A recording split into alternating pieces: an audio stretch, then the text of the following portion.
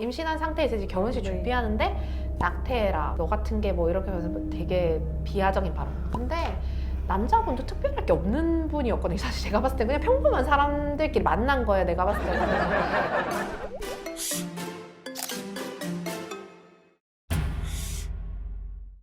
네, 그럼 이번에 또 다른 사례 하나 말씀드릴게요. 두 분 둘 다 초혼이셨고요. 혼인기간 34년, 그리고 자녀 두 분 다 성인이셨고요. 저희는 남자분 대리했었거든요. 네. 근데 원피고 순재산이 68억 정도. 근데 여자분이 거의 돈을 다 버셨어요. 남자분은 직장인이셨고 여자분은 사업을 하시는 분이셨는데 여자분이 돈 엄청 많이 벌었어요. 그래서 남자분이 재산분할 받고 싶다라고 얘기를 네. 하셔서 제가 이게 혼인기간 아무리 기셔도 두 분이 이렇게 돈 번 소득 자체가 다르기 때문에 월급쟁이 사실 뻔히 보이잖아요. 그리고 생활비 쓴 것도 딱 보이고 하기 때문에 제가 이거는 비율이 다른 사건과 같을 순 없다. 네. 근데 혼인기간 매우 기시기 때문에 그런 거 고려했을 때 한 40%? 이 정도를 말씀을 드렸는데 근데 그 중에서 명의신탁된 재산이 있었어요. 그렇기 때문에 조금 그 비율은 좀 달라질 수 있다. 이렇게 얘기를 하고 시작을 했습니다. 그래서 1심에서는 아까 제가 명의신탁됐다라고 했었던 거 네. 그게 재산분할 대상에 포함이 됐어요. 저희가 열심히 해가지고. 이게 입증 자료 같은 게 명확하게 있었나요? 아니요, 없었어요. 근데 어떻게 인정된 거죠? 제가 그 금융거래 내용 진짜 몇 년치를 다 뒤져가지고 상대방은 그러니까 이거 자체가 재산분할 대상이 아니라고 얘기를 하고 빼고 나눠야 된다. 이런 취지로 주장을 하셨어요. 명의 신탁된 재산 규모 자체가 컸나요? 네, 컸어요. 네, 몇십억짜리였어요. 네. 네. 근데 그걸 저희가 넣어드렸어요. 넣고 기여도가 25%로 조정이 됐습니다.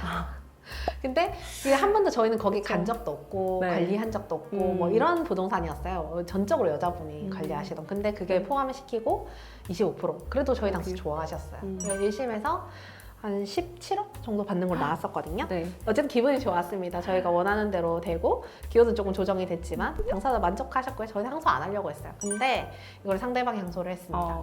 그래서 저희가 또 항소심을 진행을 했거든요. 이번에는 이 재산분할 대상의 그 몇십억 자체가 빠졌습니다. 명의 신탁된 재산 빠진 네, 거예요? 빠졌어요. 네. 근데 이런 경우에 비율이 중요하죠. 비율이 대폭 올라갔어요. 저희가 한 35% 정도 돼서 재산분을 받는 게 거의 똑같이. 분할 대상을 한참 다투어가지고 맞아요. 다 포함을 시켜 놓으면 분할 비율에서 조율을 해서 결국에 받는 돈이 유사해지는 경우가 맞아요. 굉장히 많긴 하거든요. 그래서 저희가 1심, 2심 진짜 치열하게 다퉜거든요. 네. 결과적으로 17억 똑같습니다. 그렇게 끝났어요. 네. 판사님께서 좀 여러 가지 사정들 고려해서 균형 있게 어쨌든 분배하려고 좀 노력을 하시는 것 같아요. 맞아요. 네. 대상도 중요하고 네. 비율도 중요하고. 혼인이가 15년 정도에 자녀 2명 있고 그리고 1층에 뭐 시부모님 사시고 2층에 그 가족들 살았는데 별거 한 기간 중에 이거 부동산 증여를 받아가지고 네. 그때 그게 재산분할 대상에 포함됐다 이렇게 제가 말씀드린 적이 있었어요. 근데 그때 제가 비율은 따로 말씀 안 드렸거든요. 포함이 되긴 했지만 비율이 대폭 조정이 돼서 그쵸. 근데 두 분 재산이 거의 그게 유일했거든요. 다른 재산 없었기 때문에 재산분할 대상에 포함시켜 주시되 비율에 있어 좀 조정을 해서 이게 만약에 원래 15년, 20년 사이 되면 아까 네. 제가 5대5라고 말씀드렸잖아요. 거의. 네. 근데 그게 별거 기간 중에 포함됐던 거기 때문에 한 30% 정도. 근데 부양적 요소 고려해서 자녀들 아직 미성년자도 있었고 뭐 이렇기 네. 때문에 네. 그렇게 됐었습니다. 저희가 부양적 요소 관련해서 항소심에서 승소한 사례 한 건 있어서 소개를 해드리려고 합니다. 1심은 다른 법무법인에서 진행을 하고 오셨고 항소심 때 저희 법인에서 이제 진행한 사건인데요.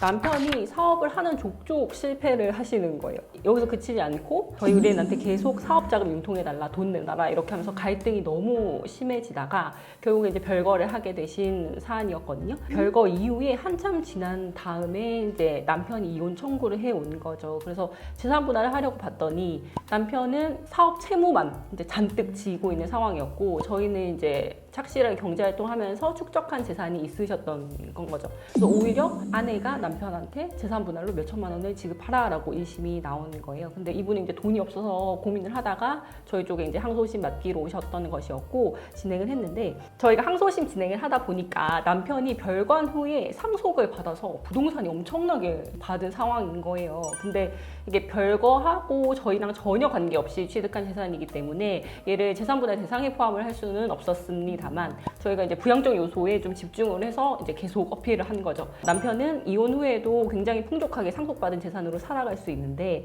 우리는 사실은 현금화가 어려운 부동산만 보유를 하고 있었고 그때 또 아드님하고 같이 지내고 계셨거든요. 근데 아드님이 성인인데 사실 요즘 성인이라고 바로 경제적 지원 끊는 부모님들이 잘 없으시잖아요. 20살 이제 다 되고 했어도 군대 다녀와서 이제 취업할 때까지 또 뒷바라지를 하셔야 되는 상황이었기 때문에 이런 것들 고려를 해달라. 내가 이 재산분할금 지급을 하게 되면 경제적으로 굉장히 어려운 처지에 놓인다라는 부분을 굉장히 좀 강조를 했었고 당사자하고 좀 분할 비율 뭐 조정이 되고 분할금 좀 줄어들지 않을까요? 라고 저희 기대를 하고 판결을 받았는데 항소심 판결문을 받아봤더니 재산 분할하지 않는 것으로 이제 완전 승소할 수 있었던 건이었거든요.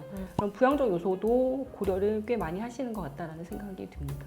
빚을 나누는 소송을 할 때 빚 네. 나누는 소송은 나누지 않을 것을 명할 수 있다. 기타 사정 참작해서. 그러니까 부채는 조금 다르게 봐야 되는 것 같긴 해요. 또 부채라는 게 악성 채권이라든지 뭐 다 부채가 포함되긴 하거든요. 근데 네. 이게 사실은 이때 이혼을 하고 나서 회생을 할 수도 있고 네. 파산을 할 수도 있거든요. 그러니까 부채는 뭐 기타 사정 고려해서 나누지 않을 것을 명하는 경우도 있어요.